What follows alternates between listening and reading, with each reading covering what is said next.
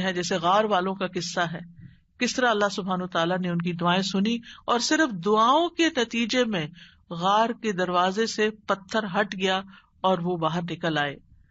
پھر اسی طرح ایک اور بچے کا واقعہ ملتا ہے جسے بادشاہ نے جادوگر کے پاس جادو سیکھنے کے لیے بھیجا، تو اس نے جادو سیکھنے کی بجائے الٹا اللہ تعالیٰ کی پہچان کا علم کسی سے حاصل کر لیا راستے میں۔ جب بادشاہ کو پتا چلا تو بہت ناراض ہوا اور غصے میں آ کر اس نے کہا کہ اس بچے کو فلاں پہاڑ پہ لے جاؤ اور اسے پہاڑ کی چوٹی سے گرا دو تاکہ یہ ہلاک ہو جائے، اور اگر یہ اپنے دین سے پھر جائے تو اسے چھوڑ دینا، انکار کرے تو نیچے پھینک دینا۔ بادشاہ کے جو ساتھی تھے وہ لڑکے کو پہاڑ کی چوٹی پر لے گئے۔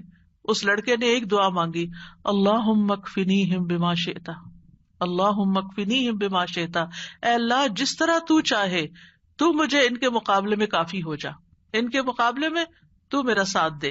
تو کہتے ہیں پہاڑ پر ایسا زلزلہ آیا کہ جس سے اس کے سارے ساتھی جو لے کے گئے تھے وہ سارے گر گئے، وہ سب الٹے گرے، اور وہ لڑکا چلتا ہوا بادشاہ کی طرف دوبارہ آ گیا۔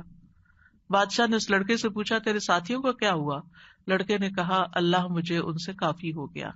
بادشاہ نے پھر اس لڑکے کو اپنے ساتھیوں کے اور لوگوں کے حوالے کر کے کہا کہ اسے ایک چھوٹی سی کشتی میں بٹھاؤ اور سمندر کے بیچ میں جا کے کشتی الٹ دو، اس کو وہاں پھینک دو، اگر یہ اپنے دین سے پھر جائے تو چھوڑ دینا، انکار کرے پھینک کے آ جانا۔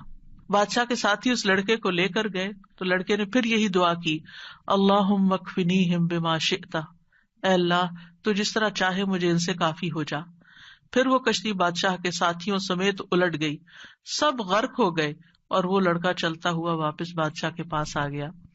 بادشاہ نے اس لڑکے سے کہا تیرے ساتھیوں کا کیا ہوا؟ کہنے لگا اللہ مجھے ان کے مقابلے کے لیے کافی ہو گیا۔ اور واقعی اللہ ہی کافی ہوتا ہے دشمن سے نمٹنے کے لیے۔ انسان کے اپنے پاس زور نہیں ہوتا، طاقت نہیں ہوتی، ہم کمزور ہوتے ہیں، لیکن اگر اللہ کی مدد آ جائے تو انسان ہر طرح کی مشکلات پہ قابو پا سکتا ہے۔ آسیہ علیہ السلام کی مثال ہمارے سامنے ہے کہ کس طرح انہوں نے فرعونیوں سے نجات کے لیے دعا مانگی اور کہا رب ابن لی عندک بیتا فی الجنہ ونجنی من فرعون وعملہ ونجنی من القوم الظالمین۔ اے میرے رب میرے لیے اپنے پاس جنت میں ایک گھر بنا دے اور مجھے فرعون سے اور اس کے عمل سے نجات دے اور مجھے ظالم قوم سے نجات دے۔ تو کیا ہوا؟ اللہ تعالیٰ نے ان کی دعا قبول کر لی۔ ابو ہریرہ کہتے ہیں کہ فرعون نے اپنی بیوی کے دونوں ہاتھوں اور دونوں پاؤں کے لیے 4 میخیں گاڑی، یعنی جیسے وصولی دیتے ہیں نا، تو ہر ہاتھ میں میخ گاڑی اور پاؤں میں بھی۔ جب وہ فرعونی ان سے جدا ہوتے تو فرشتے ان پہ سایہ کر لیتے۔ اس وقت انہوں نے یہ دعا کی، بس اللہ تعالیٰ نے جنت میں ان کے گھر سے پردہ ہٹا کر ان کو گھر دکھا دیا، یہ گھر بن چکا ہے تمہارا، اس صبر کی بدولت جو انہوں نے اس تکلیف پر کیا اور اپنے ایمان کو بچایا۔ سارہ علیہ السلام نے کس طرح اس ظالم بادشاہ کے مقابلے میں مدد طلب کی۔ آپ جانتے ہیں کہ ابراہیم علیہ السلام نے حضرت سارہ کے ساتھ ہجرت کی تھی اور انہیں لے کر ایک شہر میں پہنچے، جو اس کا بادشاہ تھا وہ بہت ظالم تھا، اور جب اسے پتا چلتا کہ کوئی مسافر ایسا ہے جس کے ساتھ بہت خوبصورت عورت ہے تو وہ اس سے زبردستی چھین لیتا تھا۔ اسے پتا چلا کہ ابراہیم علیہ السلام اپنے ساتھ ایک ایسی عورت کو لائے ہیں جو عورتوں میں سب سے زیادہ خوبصورت ہے، تو انہوں نے ابراہیم علیہ السلام کو پیغام بھیجا کہ یہ تمہارے ساتھ کون ہے؟ تو انہوں نے کہا کہ یہ میری بہن ہے۔ پھر سارہ کے پاس گئے تو انہوں نے کہا میری بات کو جھٹلانا نہیں، کیونکہ میں نے ان کو بتایا کہ تم میری بہن ہو، اللہ کی قسم اس سرزمین میں میرے اور تمہارے علاوہ دوسرا کوئی مومن نہیں، یعنی ہم ایمان میں بہن بھائی ہیں۔ تو انہوں نے پھر سارہ کو ظالم کے پاس بھیج دیا۔ بادشاہ سارہ کی طرف بڑھنے لگا تو یعنی حضرت سارہ نے اٹھ کر وضو کیا، نماز پڑھنے لگی اور یہ دعا کی، اللہم ان کنت آمنت بک وبرسولک واحسنت فرجی الا علی زوجی فلا تسلط علی الکافر۔ اے اللہ اگر میں تجھ پر اور تیرے رسول پر ایمان لائی ہوں اور میں نے اپنی شرمگاہ کو اپنے شوہر کے سوا محفوظ رکھا ہے تو اس کافر کو میرے اوپر مسلط نہ ہونے دے۔ اس پر بادشاہ کا سانس گلے میں پھنس گیا اور گر کر ایڑیاں رگڑنے لگا، اور حضرت سارہ کو نجات مل گئی۔ نہ صرف ایک نجات ملی بلکہ ان کے ساتھ توفتاً حضرت ہاجر کو بھی ساتھ دیا گیا۔ خولہ بنت ثعلبہ کی مثال قرآن میں آپ کے سامنے ہے کہ کس طرح ان کے شوہر نے ان سے زہار کیا تو وہ پریشان ہو گئی اور نبی صلی اللہ علیہ وسلم کے پاس آئیں اور تکرار کرنے لگی کہ میرے مسئلے کا کوئی حل بتایا جائے۔ تو اس پر اللہ سبحانہ تعالیٰ نے کیا آیات نازل کی، قد سمع اللہ قول التی تجادلک فی زوجہا وتشتکی الی اللہ واللہ یسمع تحاورکما، اللہ نے سن لی اس عورت کی بات جو تم سے اپنے شوہر کی شکایت کر رہی تھی اور اپنے خاوند کے بارے میں جھگڑ رہی تھی اور اللہ کی طرف شکایت کر رہی تھی، اور اللہ تم دونوں کی بات سن رہا تھا۔ تو اللہ سبحانہ تعالیٰ نے اس عورت کی بات سن لی کا مطلب کیا ہے؟ دعا قبول کر لی، مسئلے کا حل مل گیا۔ اسی طرح سلف صالحین جو ہیں وہ بھی اللہ کو پکارتے ہیں۔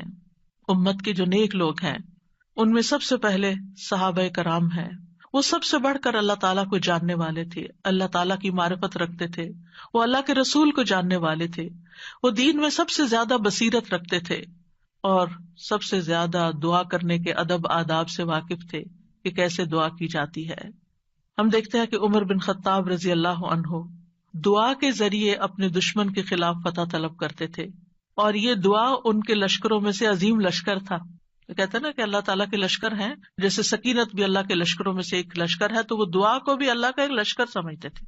وہ اپنے ساتھیوں سے کہا کرتے تھے، تم کثرت تعداد کی بنیاد پر فتح نہیں دیے جاتے، بلکہ تمہاری مدد آسمان سے کی جاتی ہے۔ اللہ تمہاری مدد کرتا ہے، یعنی تمہاری دعائیں سنتا ہے۔ اسی طرح عبداللہ بن زبیر کے بارے میں آتا ہے، وہ کہتے ہیں کہ جمل کی جنگ کے موقع پر جب زبیر رضی اللہ عنہ کھڑے ہوئے تو مجھے بلایا، میں ان کے پہلو میں جا کر کھڑا ہو گیا، بیٹے ہیں ان کے۔ انہوں نے کہا، بیٹا آج کی لڑائی میں ظالم مارا جائے گا یا مظلوم؟ میں سمجھتا ہوں کہ آج میں مظلوم قتل کیا جاؤں گا، اور مجھے سب سے بڑی فکر اپنے قرضوں کی ہے۔ کیا تمہیں بھی کچھ اندازہ ہے کہ قرض ادا کرنے کے بعد ہمارا کچھ مال بچ سکے گا؟ پھر انہوں نے کہا، بیٹے ہمارا مال فروخت کر کے اس سے قرض ادا کر دینا۔ کہنے لگے، بیٹا اگر قرض ادا کرنے سے عاجز ہو جاؤ تو میرے مولا سے اس میں مدد چاہنا، کام نہ ہو تو اللہ سے مدد چاہنا۔ عبداللہ نے بیان کیا کہ اللہ کی قسم، ان کے بیٹے کہتے ہیں، اللہ کی قسم میں ان کی بات اس وقت نہ سمجھ سکا۔ میں نے پوچھا، اے میرے بابا، من مولا کا، آپ کا مولا کون ہے؟ قال اللہ، کہنے لگے اللہ۔ عبداللہ کہتے ہیں، اللہ کی قسم قرض ادا کرنے میں جب بھی دشواری پیش آئی میں نے اسی طرح دعا کی، یا مولا زبیر، ہے زبیر کے مولا، اقض عنہ دینہ، آپ ان کی طرف سے قرض ادا کر دیجیے، اس کا بندوبست کر دیجیے، اور ادائیگی کی کوئی نہ کوئی صورت پیدا ہو جاتی تھی، دعا قبول ہو جاتی۔ سفیان ثوری کہا کرتے تھے، اے وہ ذات جس کو اپنے تمام بندوں میں سے وہ انسان سب سے زیادہ محبوب ہے جو اس سے مانگے تو کثرت سے مانگے، یعنی اللہ تعالیٰ کو وہ شخص زیادہ پیارا ہے جو زیادہ دعائیں کرتا ہے۔ اے وہ ذات جس کو اپنے تمام بندوں میں سے وہ انسان سب سے زیادہ ناپسند ہے جو اس سے نہیں مانگتا، کیونکہ جو انسان دعا نہیں کرتا اللہ تعالیٰ اس سے ناراض ہوتا ہے، اور تیرے سوا کوئی بھی ایسا نہیں ہے اے میرے رب۔ کیا مطلب؟ کوئی بھی اور ایسا نہیں۔ اگر کسی سے بھی انسان ایک سے زیادہ دفعہ کچھ مانگ لے تو وہ ناراض ہو جاتا ہے، اور نہ مانگے تو خوش رہتے ہیں۔ ایون ماں باپ بھی آپ دیکھیں، اگر بچے ایک دفعہ کچھ مانگے تو کہ اچھا بیٹا لے لو، پھر دوسری دفعہ پھر مانگے تو ایک دن آتا ہے کہ ماں باپ بھی کہتے کہ تم کب تک مانگتے رہو گے، اپنا بندوبست خود کرو۔ لیکن اللہ سبحانہ تعالیٰ کبھی ایسا نہیں کہتے کہ کب تک تم مجھ سے دعائیں کرتے رہو گے، وہ پسند کرتے ہیں کہ بندہ دعا کرتا رہے۔ اور بعض لوگوں کو تو دعا میں ایسا لطف آتا ہے، اللہ تعالیٰ سے مناجات کرنے میں، اللہ تعالیٰ کو پکارنے میں، اللہ تعالیٰ کے آگے ہاتھ پھیلانے میں، اللہ تعالیٰ کی طرف رجوع کرنے میں ایسی لذت آتی ہے کہ ان کی یہ لذت اس چیز کی لذت سے بھی بڑھ جاتی جو وہ مانگ رہے ہوتے ہیں۔ تو اس لیے کبھی بھی انسان مانگنے سے دور نہ رہے، مانگتا رہے، صرف بڑی حاجتیں نہیں، بڑے مسائل نہیں، چھوٹی چھوٹی چیزیں بھی۔ لیث بن سعد کہتے ہیں کہ ابو حازم کہا کرتے تھے، مجھے نمک بھی چاہیے تو میں اپنی دعاؤں میں اللہ سے مانگتا ہوں کہ مجھے نمک چاہیے۔ نمک سب سے چھوٹی چیز ہوتی ہے نا۔ اور پھر اسی طرح بعض سلف صالحین اپنی نمازوں میں اللہ تعالیٰ سے اپنی تمام ضروریات مانگتے تھے، یعنی چھوٹی بڑی سب، یہاں تک کہ آٹے میں ڈالا جانے والا نمک، بکری کا چارہ، گھاس بھی اللہ سے مانگتے تھے، چھوٹی چھوٹی چیزیں بھی۔ ایک تعلق کو ظاہر کرتا ہے نا یہ، اور اس بات کے یقین کو ظاہر کرتا ہے کہ وہی دیتا ہے، یہ چھوٹی چیزیں بھی وہی دیتا ہے، اگرچہ اسباب ہیں دنیا میں لیکن اصل میں پیچھے اسی کا ہاتھ ہے۔